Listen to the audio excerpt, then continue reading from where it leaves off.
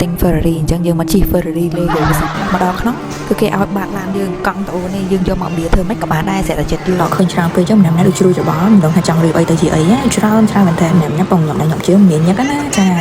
ដើម្បីបៀឡានយកតែប៉ុណ្ណាអញ្ចឹងបៀម្នាក់មួយដើម្បីយកទៅប្រកួតថាមួយណាខ្លាំងជាងមួយណាស្វាត់ស្វែងណាត្រូវបៀធ្វើម៉េចពួកអ្នកខ្លះដល់ឃើញច្រើនពេកចឹងវល់មិនដឹងថាត្រូវរៀបមួយណាទៅមួយណាវាច្រើនពេកមិនដឹងចាប់មុខខ្វាក់ក្រោយចាប់ក្រោយខ្វាក់មកជជែកជាមួយគ្នាអញ្ចឹងពិបាកដោយសារតែនៅយើងរហដងគឺមានក្រាស់មានអីដើម្បីផ្គុំមើលអញ្ចឹងណានេះគឺអត់ទេអញ្ចឹងគាត់ត្រូវការគិតសម័យច្រើនអញ្ចឹងចំណាយពេលយូរមែនតើអញ្ចឹងឌីខ្លះជា supporter ត្រូវជួយអូនបៀទាំងពីរនាក់យកទៅប៉ុណ្ណឹងនៅកន្លែងនោះយកទៅប៉ុណ្ណឹងកន្លែងនោះអូខេ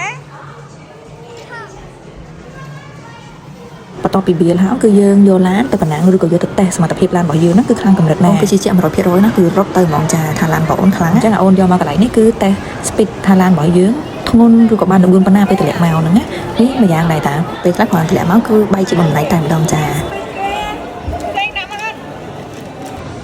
មកដល់កន្លែងនេះគឺតេស្តសមត្ថភាពឡានរបស់យើងថាមុំអែមប៉ុណ្ណាតម្លាក់មកទៅហោះចូលកង់នេះគឺអែមហើយអញ្ចឹងបងអូនគាត់តម្លាក់មកបឹបភ្លាមចាបាញ់ភីអស់លេង